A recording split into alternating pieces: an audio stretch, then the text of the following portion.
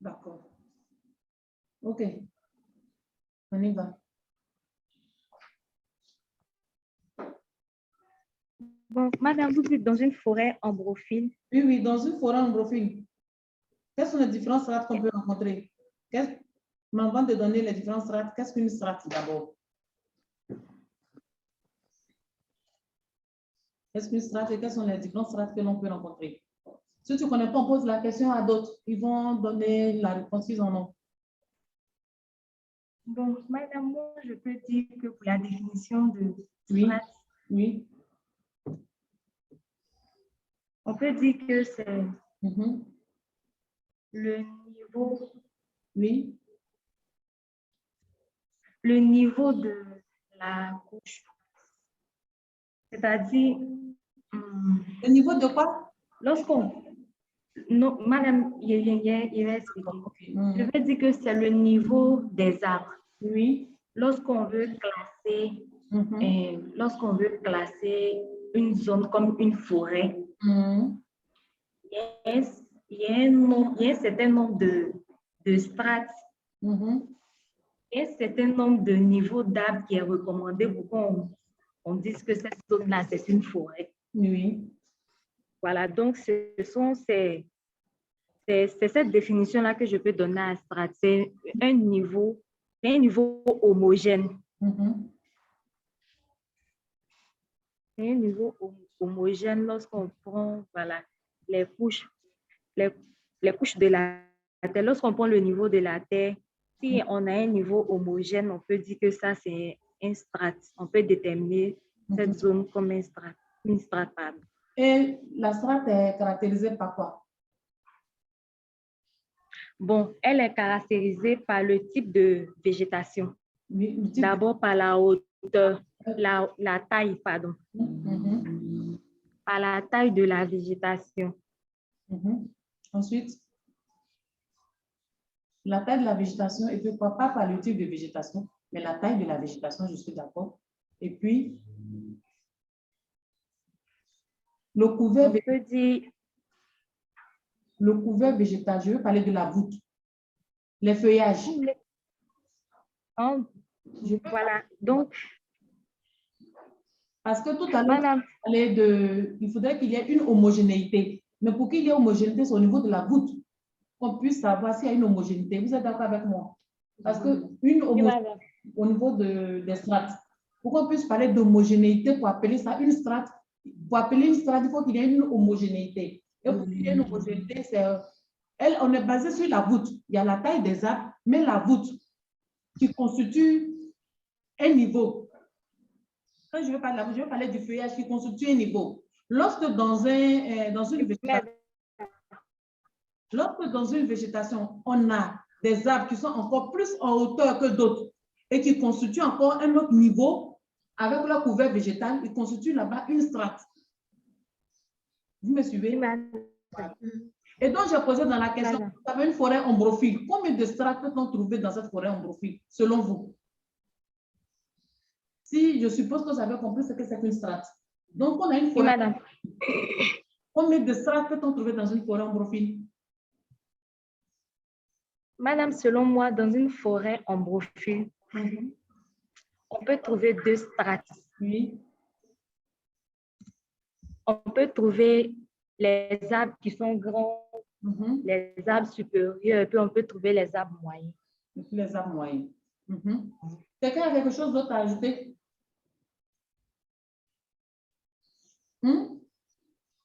Quelqu'un a quelque chose à ajouter?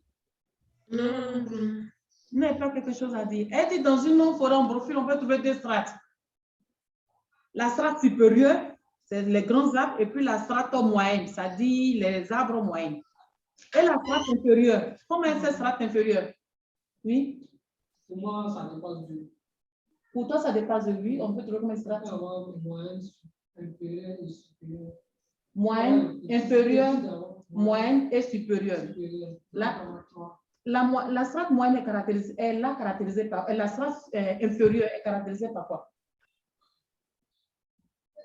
Par les espèces qui se régénèrent, par exemple. Par quoi? Les espèces qui sont en régénérescence. En régénérescence, oui. Pas encore. Pas des herbacées. Mais là, ces herbacées, comment sont ces herbacées dans une forêt ombrophile? Est-ce qu'elles sont denses ou elles sont discontinues? La quoi? Dans une forêt ombrophile, si on a une strate herbacée, comment se présente cette strate herbacée-là? Elle est dense ou bien discontinue, ou bien presque inexistante?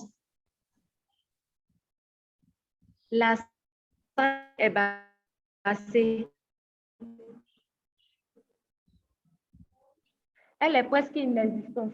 Elle est presque inexistante. Pourquoi elle est presque inexistante? Cela est dû à quoi? Madame. Cela est dû à quoi? Quel est le phénomène qui se passe là pour que la strate herbacée soit presque inexistante? Madame, c'est par rapport au feuillage des grands arbres. Oui. La lumière n'arrive pas au niveau des petits arbres, donc ça fait que le développement est ralenti. C'est ça. Oui. Les plantes n'arrivent pas à faire la photosynthèse. Oui, attends, Abou en train de donner une réponse. Oui, j'écoute Abou. Je vais appuyer, oui. La lumière n'arrive pas au niveau des surfaces. De cette strate inférieure. Donc, ça empêche la photosynthèse. Oui, bon, voilà. Voilà pourquoi elles sont presque inexistantes. La lumière n'arrive pas à arriver au niveau de la strate inférieure à cause de la voûte ou bien du couvercle végétal qui est très dense. Et donc, la pénétration de la lumière est très difficile. Et par conséquent, l'absence de cette lumière va empêcher la photosynthèse de se faire. Et donc, par conséquent, ces strates herbacées qui sont là sont pratiquement inexistantes. Et très souvent, ces strates herbacées sont constituées de, je dirais, d'humus, c'est-à-dire les feuilles mortes.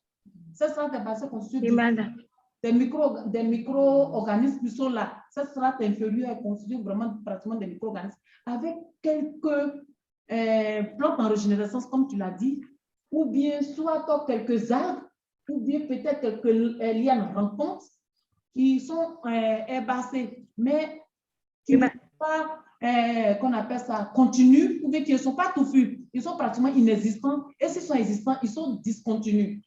Ça va? D'accord, madame. Voilà.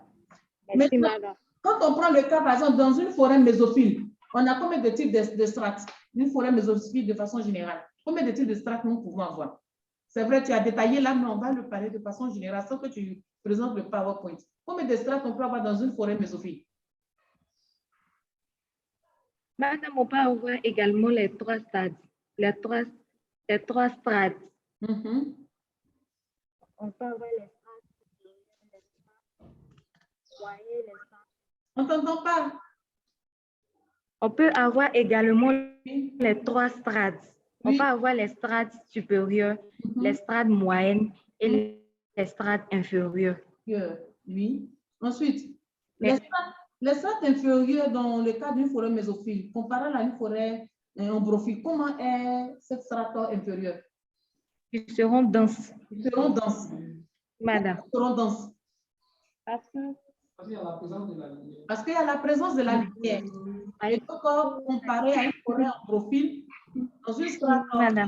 dans une végétation mésophile, la strate inférieure serait dense. Maintenant, la strate supérieure, par rapport à une forêt ombrophile, elle serait comment? Elle serait discontinue. Hein? Elle serait discontinue. Bon, discontinue, on va enlever le mot discontinue, mais serait dense ou moins dense?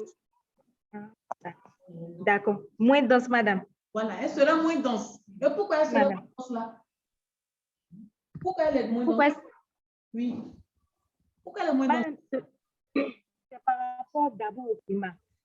Par rapport à? Au climat. Parce que dans cette zone. Voilà. Au climat qui règne dans cette zone, elle serait moins dense comparée à une forêt ombrophile. Parce que dans une forêt, la pluviométrie est plus élevée. Dans une forêt mésophile, la pluviométrie est moindre. Et aussi, il va y dépendre aussi du type de sol. Du type de sol que nous rencontrons. Et en un mot, je voulais vous demander, comment se fait la mise en place de la végétation de façon générale? Comment se fait la mise en place de la végétation? Et tiens, quels sont les critères que tient compte d'une végétation pour se mettre en place? Et les types de végétation.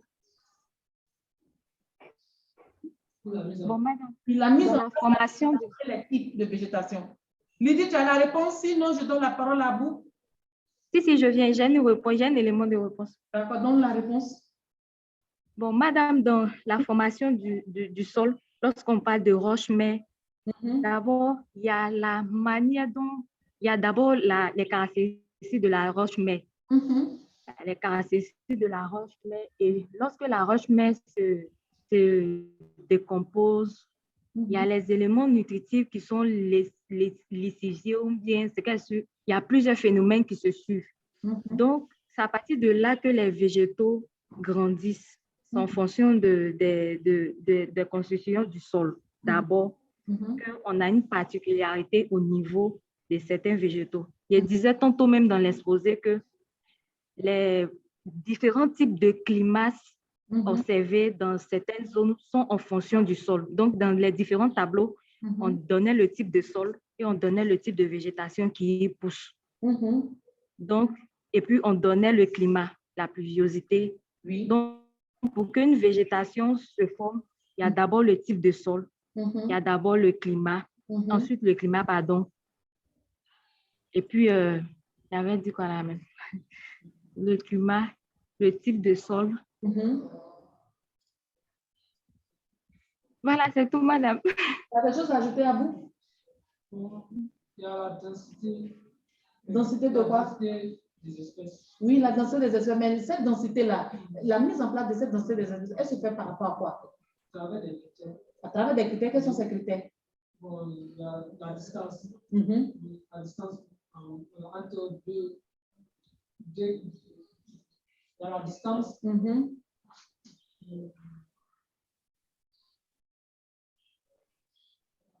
Mais elle est beaucoup basée sur quoi? La mise en place. La mise en place, oui, elle est beaucoup basée sur quoi? Sur les beaucoup basée sur les constituants du sol. Constitution du sol, en fonction des constitutions du sol. Parce qu'on a différentes constitutions du sol. En fonction des différentes constitutions du sol, il y a un type de végétation qui se met en place là.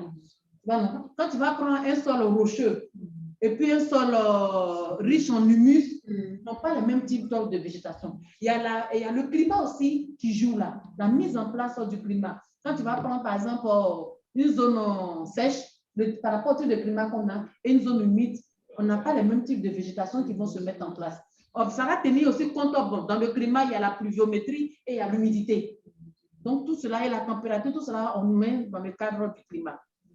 Lydie, je voulais savoir, la mise en place de la végétation en Côte d'Ivoire, c'est-elle fait par la mise en place d'un gradient? Un gradient de pluviométrie, si oui, comment est ce gradient?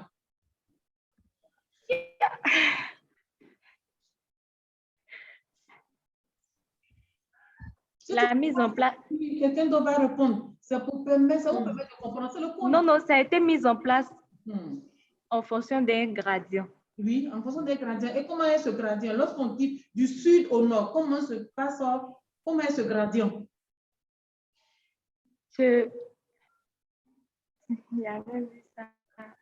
Le gradient est...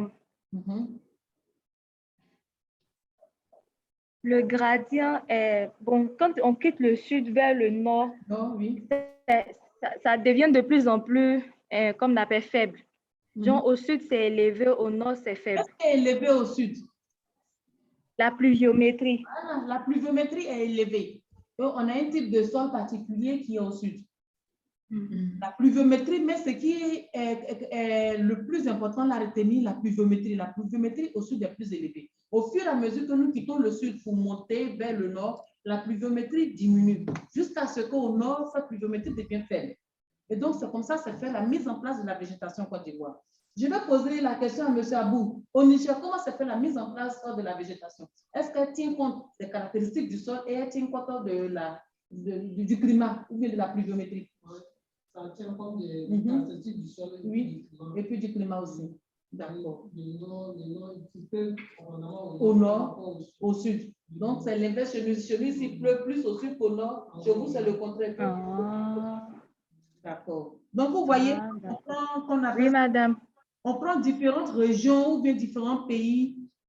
En fonction du gradient qui se situe dans ce pays, on a un des différents types de végétation qui est mise en place.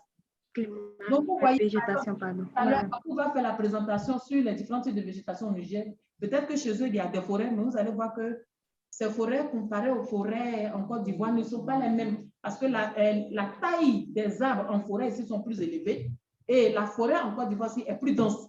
Par contre, quand on va parler de la forêt du Niger, ça sera pratiquement une forêt, je dirais, très claire, et puis où la taille des arbres n'est pas comparée à celle de la Côte d'Ivoire.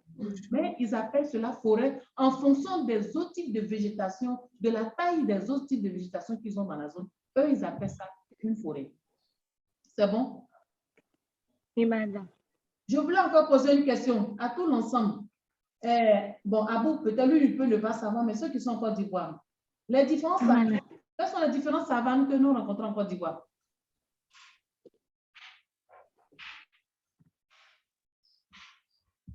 Les différentes savanes rencontrées en Côte d'Ivoire. Madame? Oui. Moi, je pense qu'il y a deux savanes. Oui. La savane arborée et la savane herbeuse. La savane arborée, la savane herbeuse. Comment est la savane arborée? Pardonnez, madame? Oui, la savane arborée, comment elle est?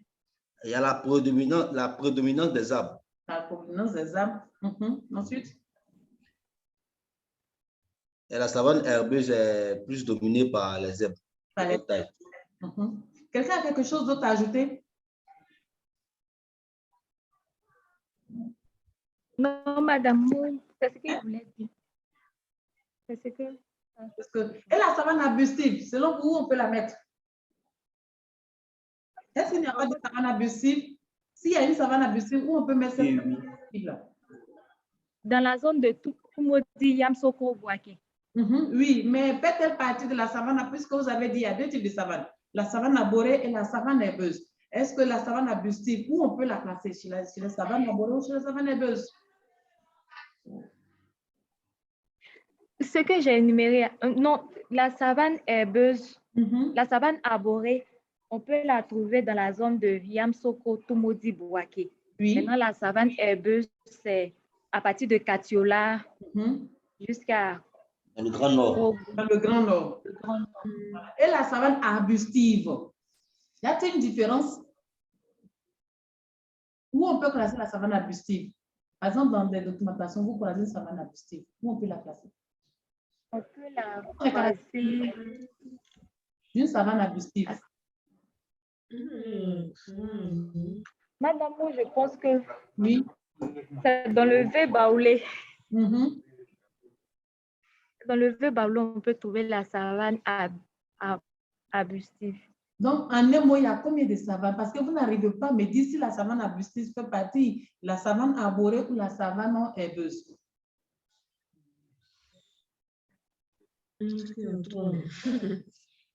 Madame, il dit il y a deux types. Vous dites il y a deux types. Quand on prend une savane arborée et puis une savane arborée, quelle est la caractéristique des deux savanes? Une savane arborée et une savane arbustive. La caractéristique, est-ce qu'il y a des caractéristiques? Si oui, quelles sont ces caractéristiques? La savane herbeuse, elle, on l'a déjà vu, il n'y a pas constitué d'herbes, la majorité, les herbes dominent. Et la savane arborée, la savane arbustive.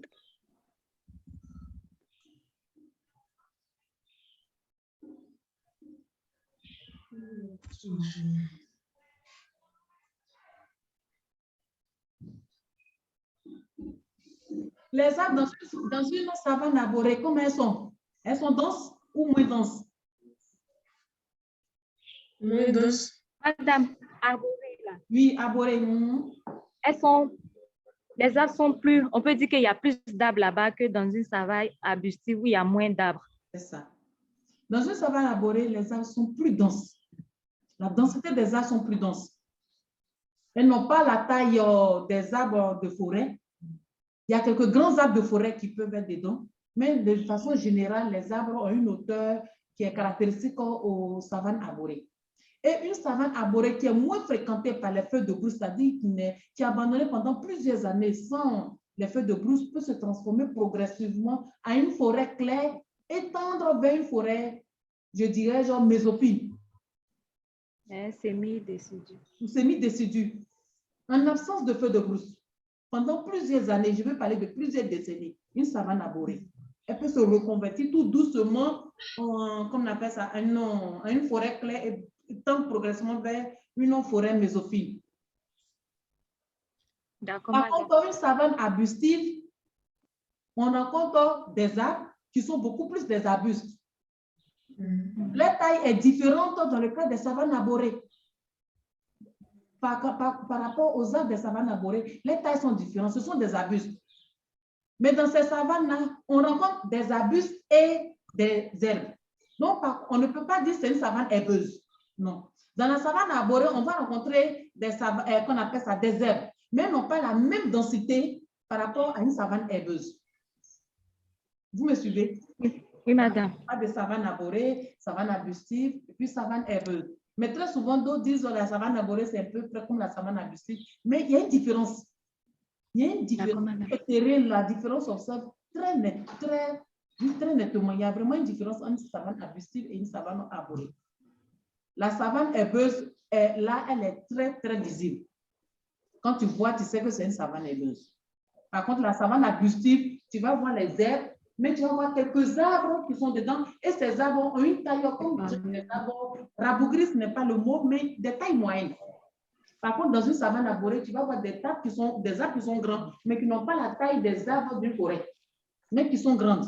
On peut trouver quand même quelques arbres de forêt, quelques grands arbres de forêt, parce que très souvent, ce sont les forêts mésophiles, mais les forêts denses, la dégradation de ces forêts-là qui tendent souvent vers des savanes arborées, à cause de couper les arbres pour faire les cultures et autres.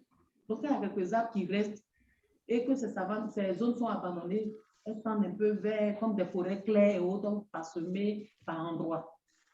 C'est bon? Voilà. OK. Par rapport, qu'on appelle ça, sur la présentation des satellites, il y a une question que j'avais oubliée. Je vais poser la question. La réflexion dans la longueur d'onde. Les feuilles réfléchissent. Madame. À quelle longueur d'onde les feuilles réfléchissent plus? Dans quelle longueur d'onde les feuilles réfléchissent? Dans le visible. Avec des feuilles, une feuille en bonne santé, des feuilles vertes. Madame, c'est dans le visible, le rouge. Pardon, dans le proche infrarouge. Dans le proche infrarouge. Pardon, c'est dans l'infrarouge et le proche infrarouge. Allez bien. C'est dans l'infrarouge. Je ne t'entends pas. Madame. Oui. C'est dans l'infrarouge et le proche infrarouge. Les feuilles vertes. Oui, madame. Oui, et dans le visible. Ils ont la couleur rouge. Les autres, quel est votre point de vue?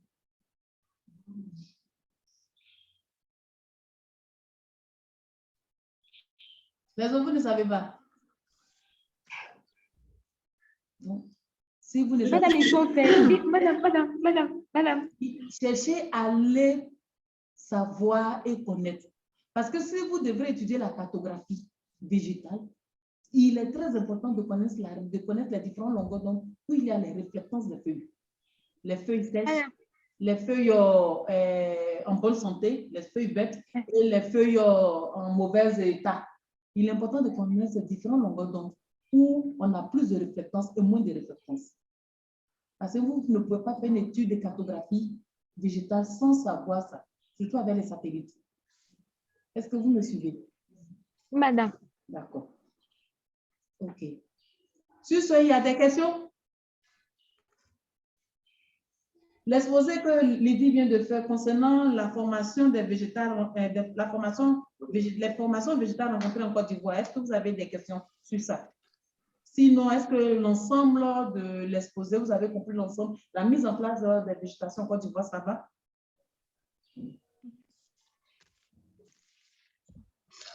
S'il y a des préoccupations, si vous les posez pour qu'on puisse échanger. C'est bon? Madame, moi, il y a une préoccupation. Oui, laquelle il dit? Je voulais vous dire Oui, que vous avez fini votre cours. En tout cas, vous maîtrisez votre cours. oui. Vous expliquez tellement bien. C'est ce que je voulais vous dire. Merci beaucoup. En fait, quand je vous ai donné l'exposé à faire, je sais que vous n'avez pas le temps. Mais pour mieux cerner un cours et pour le cerner pour de bon, c'est facile d'échanger. Comparé à on vient et puis on fait la lecture. Parce que si je vous dis d'aller lire, et puis quand on se rencontre, de me poser des questions, où vous n'avez pas compris, vous n'allez pas lire. Ça, l'année passée, j'ai fait l'expérience. Les étudiants ne lisent pas. Et quand vous ne lisez pas, que je suis en face de vous, qu'est-ce que je dois dire? Vous n'avez pas lu pour me poser des questions. Donc, qu'est-ce que je dois vous dire? Je suis obligée de revenir pour refaire encore le cours en lisant. Quand c'est comme cela, souvent, quand vous sortez, il n'y a rien qui reste dans votre esprit. Mais quand je vous ai emmené à aller faire des recherches, ça vous a permis de vous concentrer, aller lire un peu le cours, aller faire des recherches, les synthétiser pour venir présenter. Quand vous finissez de présenter, avec les questions, je vous pose des questions, avec les réponses, les explications, ça ouvre votre esprit. Est-ce qu'au sortir de ce cours, quelque chose ne restera pas dans votre esprit? Si. Tout à moi, c'est resté. Voilà, mais je ne peux pas vous détailler. Voici comment moi je vais travailler. Je vous dis tout simplement, allez faire des recherches et venez. À cause des recherches que je vous ai données, ça vous a donné l'obligation d'aller lire et faire des recherches. Dans un premier temps. De deux, ceux qui n'ont pas eu les thèmes que vous, en vous suivant, ils apprennent en même temps. Ils ont des questions, ils ont des préoccupations. Même quand je pose des questions, parfois celui qui a fait les recherches n'a pas la réponse. Celui qui n'a pas fait les recherches a la réponse. À cause de l'explication qui a été donnée au cours de la présentation, ou bien peut-être de ses connaissances personnelles. Et quand c'est comme cela, ça reste dans votre esprit, même après le cours, vous n'avez même plus besoin de savoir quelque chose. Quand vous allez sur un terrain, vous savez, il y a différents types de formations végétales, qu'est-ce qu'on appelle une savane, qu'est-ce qu'on appelle une forêt, qu'est-ce que sont les différentes strates qu'on peut trouver dans une forêt ombrophile, dans une forêt mésophile, dans une savane, quelles sont les différentes strates qu'on peut trouver. Sur ce, je pose, dans une savane, quelles sont les différentes strates qu'on peut trouver? Par exemple, quand je prends une savane herbeuse, la savane herbeuse, combien de strates on peut trouver dans une savane herbeuse?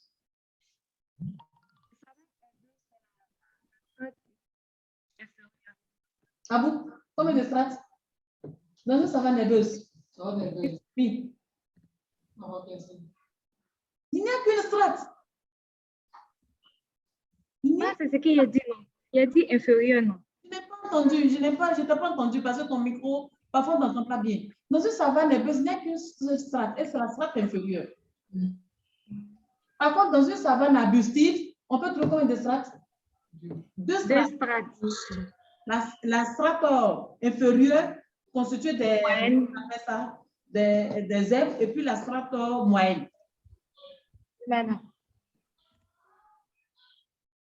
Dans une savane arborée, combien de strates on peut trouver? On peut trouver 3 strates. Oui, madame. Dans la savane arborée, il y a des grands arbres qui sont à l'image des arbres de la forêt, mais on ne peut pas appeler forêt parce qu'elles ne sont pas denses. C'est quelques arbres qui sont très grands qui sont dans cette savane-là. Donc, il y a la strate inférieure, la strate moyenne et puis la strate supérieure, mais qui est très différente de celle des mésophiles et puis des forêts ombrophiles. Donc, quand vous trouvez dans ce type de végétation, si on vous demande combien de strates constituent ce type de végétation, en fonction des strates, vous pouvez savoir dans quel type de végétation vous êtes. Ou bien en fonction du type de végétation, vous pouvez savoir combien de strates vous avez. C'est bon? Oui, madame. OK, donc si c'est bon, on va passer à la présentation suivante.